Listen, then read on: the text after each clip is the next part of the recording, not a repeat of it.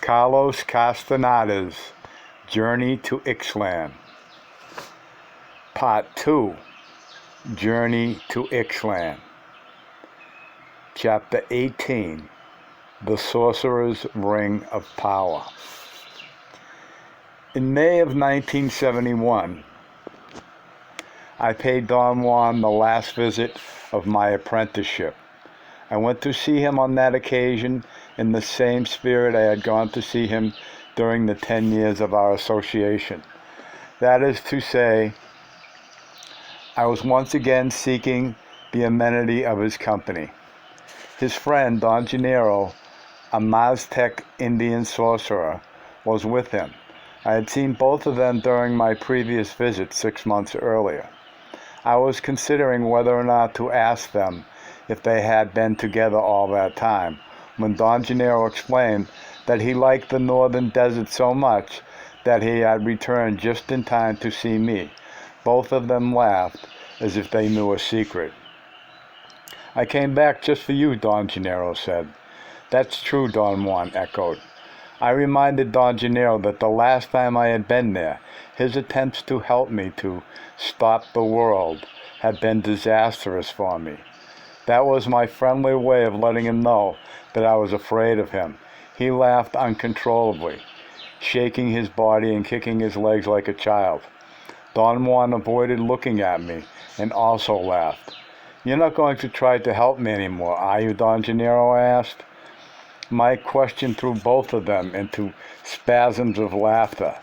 Don Gennaro rolled on the ground laughing, then lay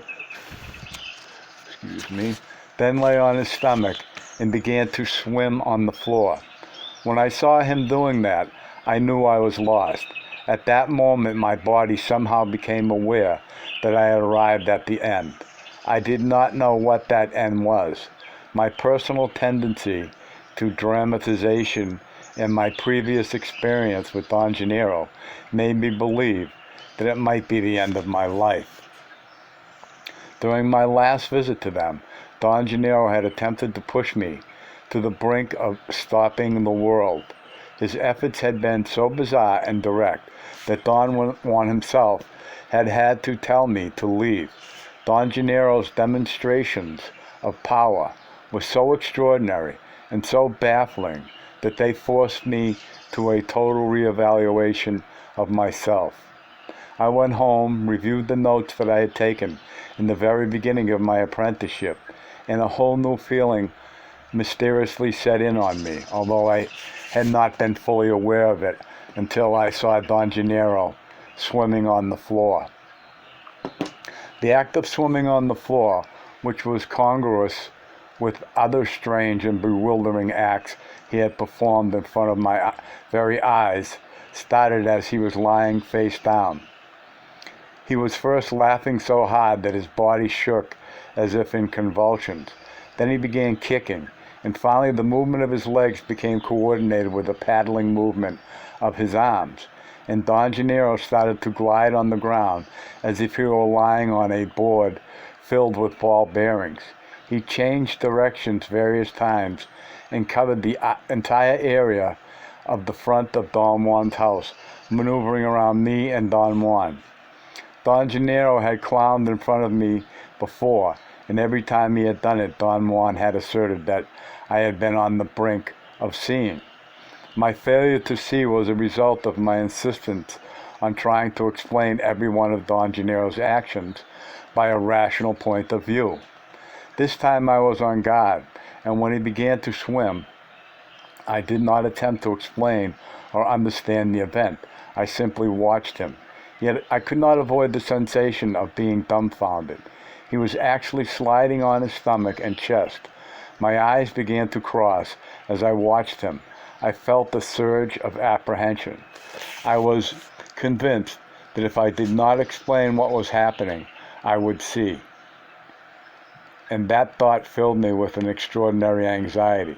My nervous anticipation was so great that in some way I was back at the same point, locked once more in some rational endeavor.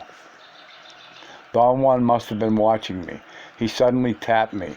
I automatically turned to face him, and for an instant I took my eyes away from Don Gennaro.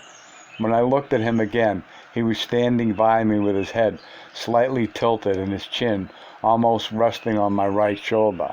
I had a delayed, startled reaction. I looked at him for a second, and then I jumped back. His expression of feigned surprise was so comical that I laughed hysterically.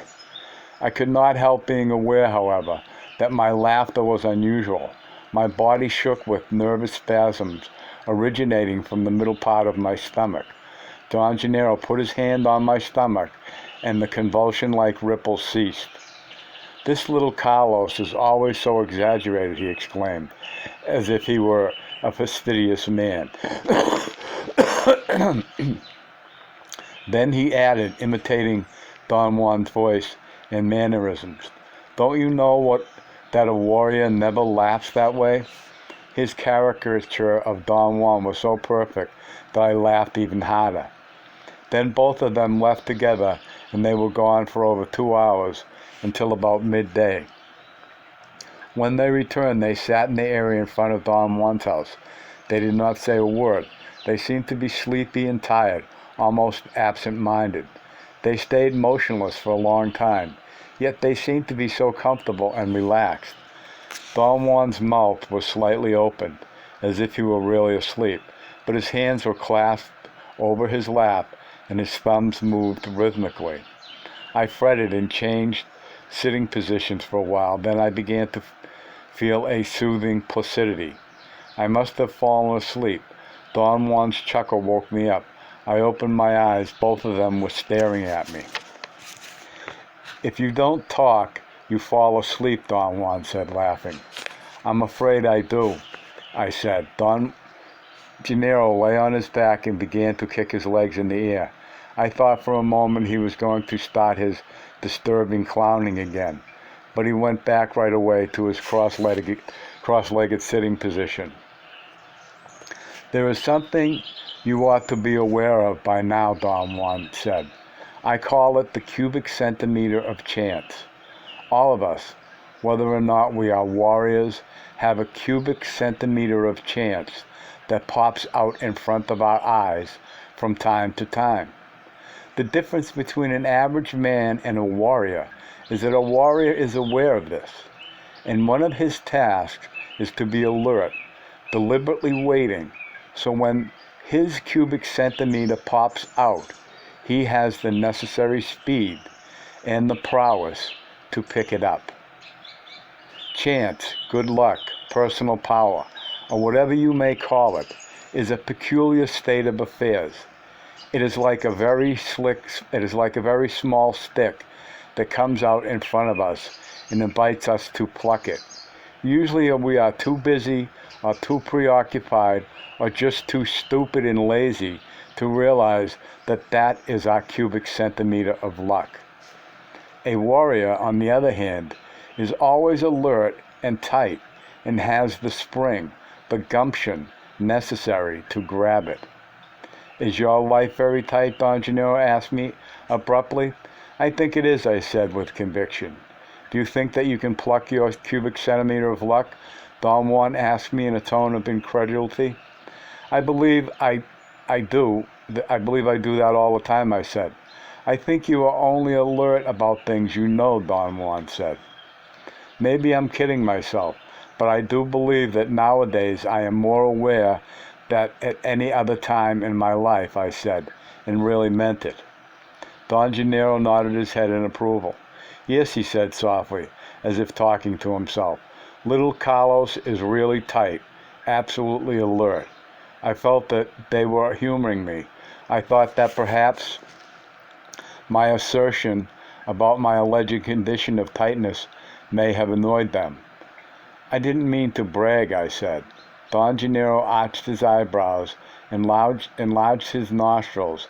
He glanced at my notebook and pretended to be writing.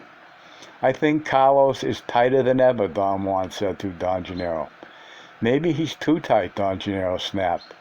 "He may very well be," Don Juan conceded. I did not know what to interject at that point, so I remained quiet. "Do you remember the time when I jammed your cab?" Don Juan asked casually. His question was abrupt and unrelated to what we had been talking about. He was referring to the time when I could not start the engine of my car until he had said I could. I remarked that no one could forget such an event. That was nothing, Don Gennaro asserted in a factual tone. Nothing at all. True, Don Gennaro? True, Don Gennaro said indifferently. What do you mean? I said in a tone of protest. What you did that day was something truly beyond my comprehension. But that's not saying much, Don Gennaro retorted. They both laughed loudly, and then Don Juan patted me on the back.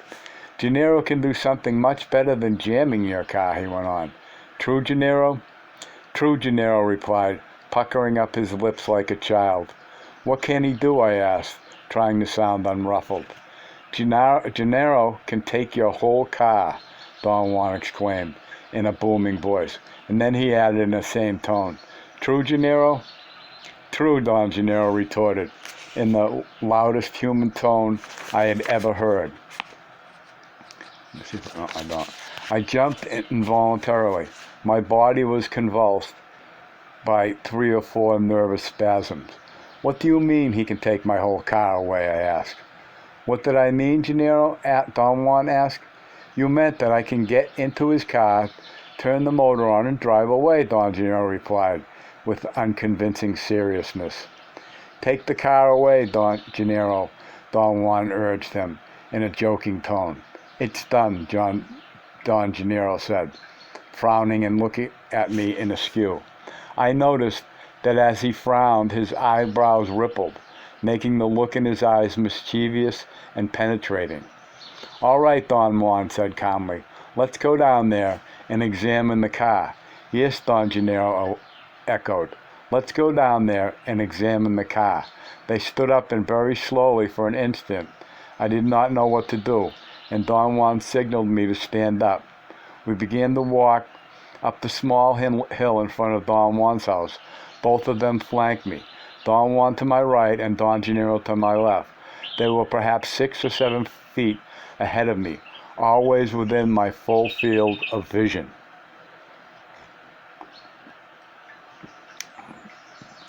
Let's examine the car, Don Gennaro said again. Don Juan moved his hand as if he were spinning an invisible thread. Don Gennaro did likewise and repeated, Let's examine the car. They walked with a sort of bounce. Their steps were longer than usual, and their hands moved as though they were whipping or battling some invisible objects in front of them. I had never seen Don Juan clowning like that, and felt almost embarrassed to look at him. We reached the top, and I looked down to the area at the foot of the hill, some 50 yards away, where I had parked my car. My stomach contracted with a jolt. The car was not there. I ran down the hill. My car was not anywhere in sight. I experienced a moment of great confusion. I was disorientated. My car had been parked there since I had arrived early in the morning, perhaps half an hour before I had come down to get a new pad of writing paper.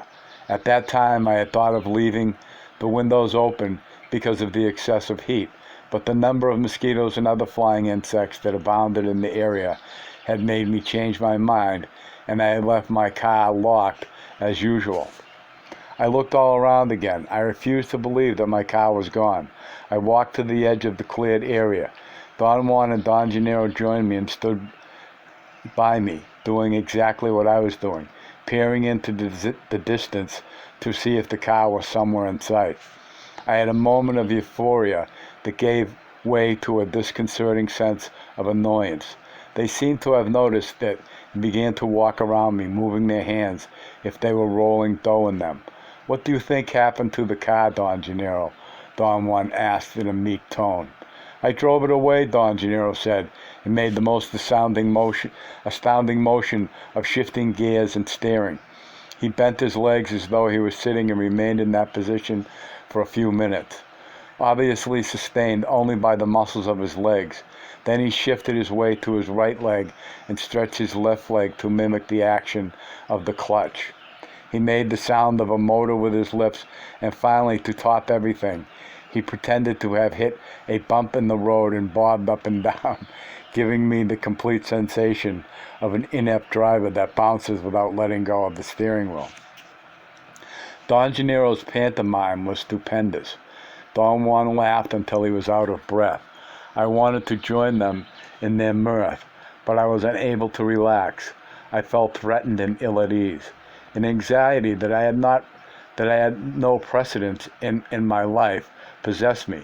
I felt I was burning up inside and began kicking small rocks on the ground and ended up hurling them in an unconscious and unpredictable fury.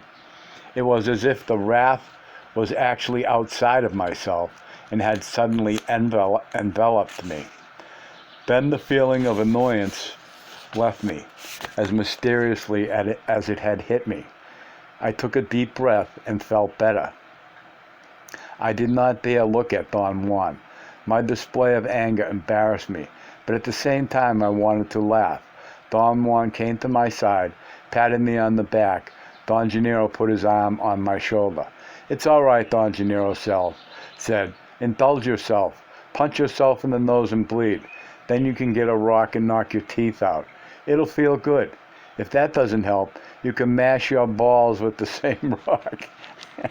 on that big boulder over there. Don Juan giggled. I told him that I was ashamed of myself for having behaved so poorly. I did not know what had gotten into me. Don Juan said that he was sure I knew exactly what was going on, that I was pretending not to know, that it was the act of pretending that made me angry. Don Juan was unusually comforting. Don Janero was unusually comforting. He patted my back repeatedly. "It happens to all of us," Don Juan said. "What do you mean by that?" Don Janero asked, imitating my voice, mocking my habit of asking Don Juan's questions. Don Juan said some absurd things like, "When the world is upside down, we are right side up. But when the world is right side up, we are upside down. Now, when the world and we are right side up, we think we are upside down." He went on and on, talking gibberish, while Don Janero mimicked my taking notes. He wrote on an invisible pad, enlarging his nostrils as he moved his hand, keeping his eyes wide open and fixed on Don Juan. Don Janero had caught on to my efforts to write without looking at my pad in order to avoid altering the natural flow of the conversation. His portrayal was genuinely hilarious. I suddenly felt very at ease, happy. Their laughter was soothing. For a moment I had let go and had a belly laugh. But then my mind entered into a new state of apprehension, confusion, and annoyance. I thought that whatever was taking place there was impossible. In fact, it was inconceivable according to the logical order by which I am accustomed to judging the world at hand. Yet, as the perceiver, I perceived that my car was not there. The thought occurred to me, as it always had happened when Don Juan had confronted me with inexplicable phenomena, that I was being tricked by ordinary means. Sorry. My mind had always under stress, involuntarily and consistently repeated the same construct. I began to consider how many Confederates Don Juan and Don Janero would have needed in order to lift my car and or remove it from where I had parked it. I was absolutely sure that I had compulsively locked the doors. The handbrake was on, it was in gear, and the steering wheel was locked. In order to move it, they would have had to lift it up bodily. That task would have required a labor force that I was convinced neither of them could have brought together. Another possibility was that someone in agreement with them had broken into my car, wired it, and driven it away. To do that would have required a specialized knowledge that was beyond their means. The only other possible explanation was that perhaps they were mesmerizing me. Their movements were so novel to me and so suspicious that I entered into a spin of rationalizations. I thought that if they were hypnotizing me, I was then in a state of altered consciousness. In my experience with Don Juan, I had noticed that in such states one is incapable of keeping a consistent mental record of the passage of time. There had never been an enduring order in matters of passage of time in all the states of a non-ordinary reality I had experienced, and my conclusion was that if I kept myself alert, a moment would come when I would lose my order of sequential time, as if, for example, I were looking at a mountain at a given moment, and then in my next moment of awareness, I found myself looking at a valley in the opposite direction, but without remembering having turned around. I felt that if something of that nature would have happened to me, I could then explain what was taking place with my car as perhaps a case of hypnosis. I decided that not only could I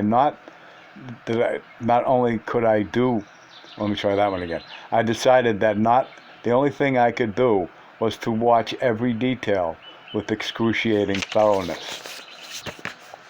"Where's my car?" I asked, addressing both of them. "Where's the car, Gennaro?" Don Juan asked, in a look of utmost seriousness. Don Gennaro began turning over small rocks and looking underneath them. He looked feverishly over the whole flat area where I had parked my car. He actually turned over every rock. At times he would pretend to get angry and then would hurl the rock into the bushes. Don Juan seemed to be enjoying the scene beyond words. He giggled and chuckled and was almost oblivious to my presence. Don Juan had just finished hurling a rock in a display of sham frustration when he came upon a good-sized boulder, the only large one and heavy rock in the parking area. He attempted to turn it over, but it was too heavy and too deeply embedded in the ground. He struggled and puffed until he was perspiring. Then he sat on the rock and called Don Juan to help him. Don Juan turned to me with a beaming smile and said, "Come on, let's give Gennaro a hand." "What's he doing?" I asked.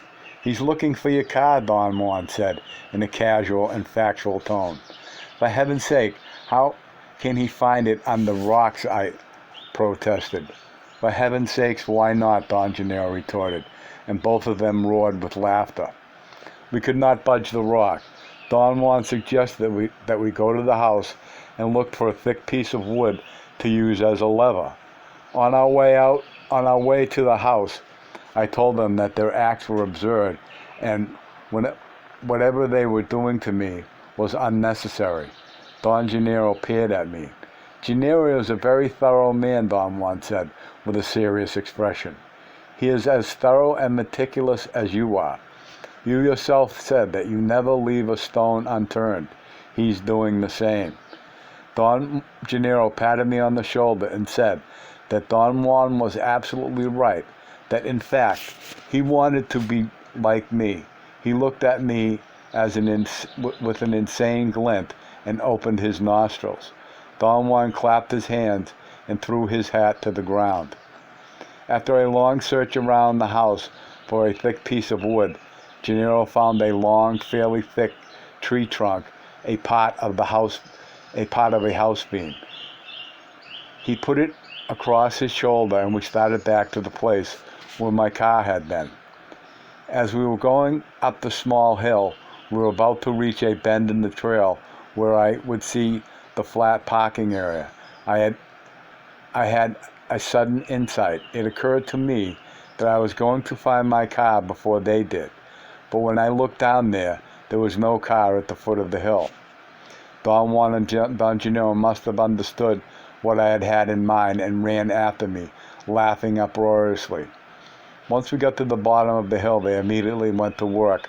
I watched them for a few moments. Their acts were incomprehensible. They were not pretending that they were working. They were actually immersed in the task of turning over a boulder to see if my car was underneath. That was too much for me, and I joined them. They puffed and yelled, and Don Gennaro howled like a coyote. They were soaked in perspiration. I noticed how terribly strong their bodies were, especially Don Juan's. Next to them, I was a flabby young man. Very soon, I was also perspiring copiously. Finally, we examined the dirt underneath the rock, and with the most maddening patience and thoroughness. "No, it isn't here," he announced. Their statement brought both of them down to the ground with laughter. I laughed nervously. Don Juan seemed to have two spasms of pain and covered his face as he lay down as his body shook with laughter. "In what direction do we go now?" Don Gennaro asked after a long rest. Don Gennaro pointed with a nod of his head. "Where are we going?" I asked. "To look for your car, Don Gennaro," Don Juan said, and did not crack a smile. Then again he flanked me as we walked into the brush. We had only covered a few yards when Don Gennaro signaled us to stop. He tiptoed to a round bush a few steps away, looked inside the branches for a few moments, and then said that the car was not there. We kept on walking for a while, and then Don Gennaro made a gesture with his hand to be quiet. He arched his back as he stood on his toes and extended his arms over his head. His fingers were contracted like a claw. From where I stood, Don Gennaro's body had the shape of the letter S. He maintained that position for an instant, then virtually plunged head forward on a long twig with dry leaves. He carefully lifted it up, examined it again, and remarked that the car was not there.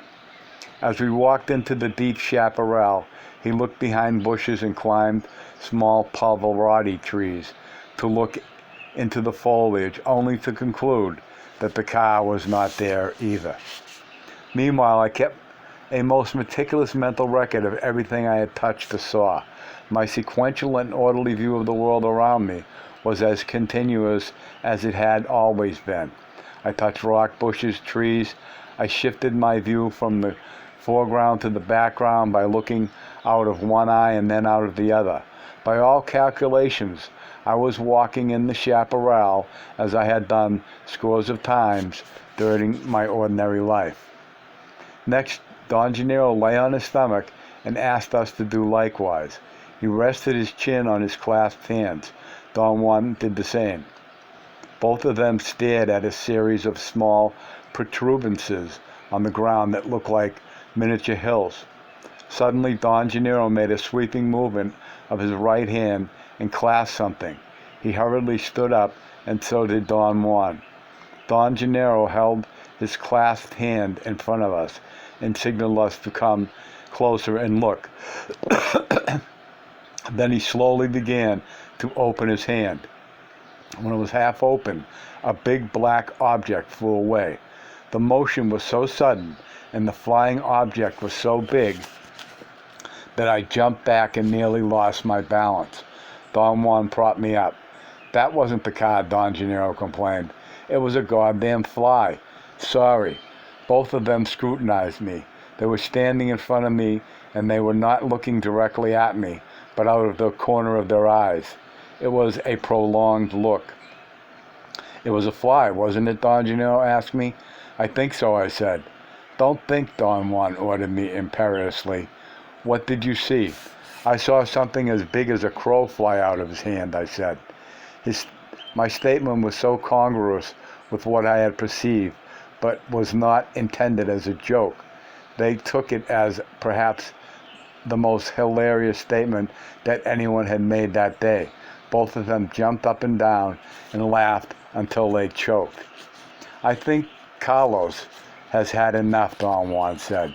His voice sounded hoarse from laughing.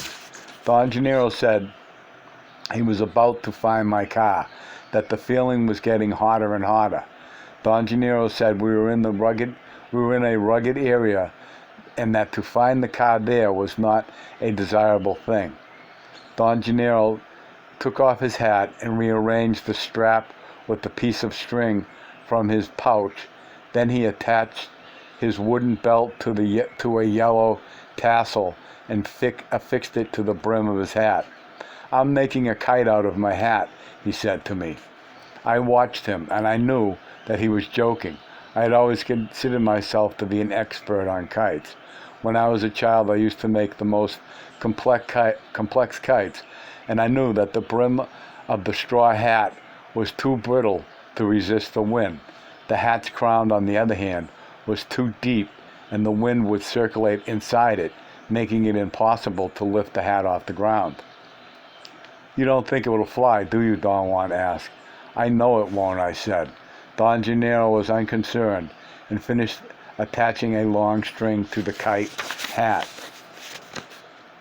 It was a windy day, and Don Gennaro ran downhill as Don Juan held his hat. Then Don Gennaro pulled the string, and the damn thing actually flew. Look at the kite," Don Gennaro yelled. It bobbed a couple times, but it remained in the air. "Don't take your eyes off the kite," Don Juan said firmly. For a moment I felt dizzy. Looking at the kite, I had a complete recollection of another time. It was as if I were flying a kite myself, as I used to, when it was windy in the hills of my hometown. For a brief moment, the recollection engulfed me, and I lost my awareness of the passage of time. I heard Don Gennaro yelling something, and I saw the hat bobbing up and down, and then falling to the ground, where my car was. It all took place with such speed that I did not have a clear picture of what had happened. I became dizzy and absent-minded. My mind held on to a very confusing image.